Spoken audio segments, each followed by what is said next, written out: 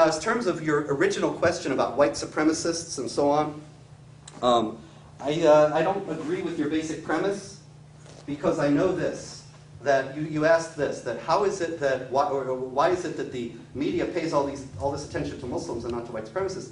The media doesn't pay any attention to Muslims, and I'll tell you how I mean that. I track this every day. I have a website, Jihad Watch, jihadwatch.org, and I put up every day news stories that I get from the wires about jihad activity. And in every one, I'm doing this for 6.5 years now, every day of my life for 6.5 years, over 20,000 posts there. And so I just have seen almost every news story about terror activity since 2003. And they don't say Muslims. They don't say Islam. They say insurgents. They say militants. They say radicals. They don't talk about Muslims and Islam. And I tell you why. I found this out. Recently, it came to light. A friend of mine wrote an article about the Society for Professional Journalists. And they have guidelines. And the Society for Professional Journalists guidelines actually tells people, don't talk about Islam and Muslims in terms of terrorist activity. And so whenever there's actual terrorist activity done by Islam, done by Muslims in the name of Islam, they don't talk about it in terms of Islam. And so I don't find, usually it only comes out when somebody like Abdul Hakim Muhammad in Arkansas, he says this was a jihad attack when he shot the two Marines out in front of the recruiting station. Or Nidal Hassan, everybody was saying, oh, he has traumatic stress.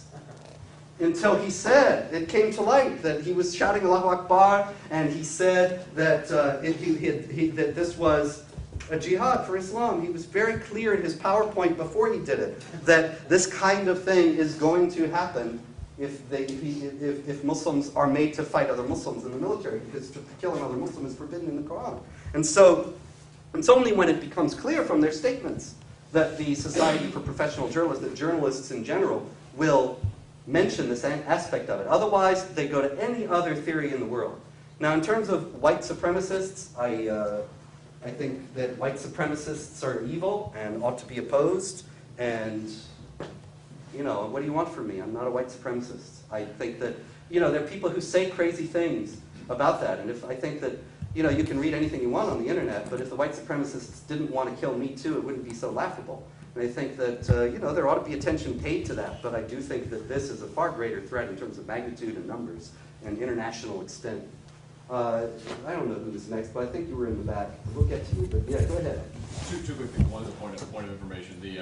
Based on a previous career before law school, the AP style guide actually says not to reference anyone's religion or ethnicity or or background unless it is pertinent to the story. So that's actually just a point of order. Yeah, but see, the problem is that even when it's pertinent to the story, they don't mention it.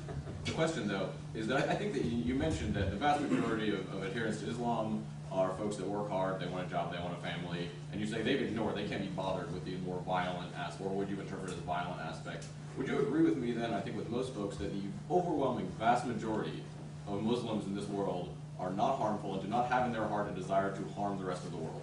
Yeah, of course. When did I ever say anything different?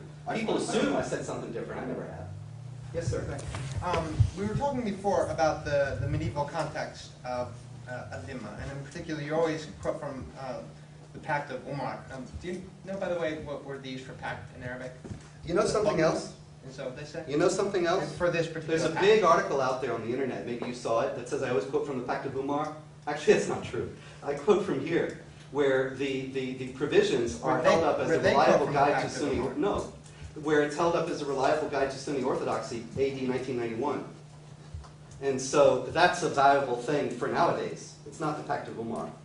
And so the idea that the Pact of Umar is inauthentic is just a red herring. Because okay, I know it's not your question, we'll get right back to you in a minute. But the problem is that this is not the basis on which I argue these things to start with. In any case, you know, you said, well, that you've interpreted it as violent. No, the problem is there's so many Muslims who interpret them as violent. I just report on them. I don't do any interpretation of the Quran myself. Okay, yes. But we're talking about actual policy here, and you said, you know, that was something in the medieval ages that's gone.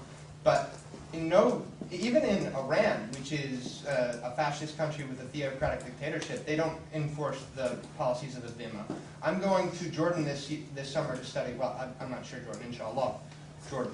but I'm going somewhere in the Middle East to study Arabic. And if I go to Jordan, I'm not. No, probably not. Oman.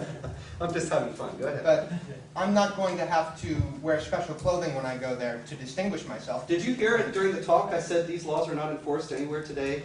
Yeah, except you for did, but Sharia you're is saying fully enforced in Saudi Arabia, Iran, they're trying and to enforce them. But even in Iran, which is a theocratic dictatorship, they don't enforce The them. Baha'is, And I'm I'm actually, asking, are there any, for instance, speak in the Jordan facts on and Syria and Egypt, are there any serious attempts to bring these Yeah. laws to the fore? yeah, in Baghdad, over the last year, over half the Christians in Iraq have left Iraq They're in Lebanon since Or since the Syria.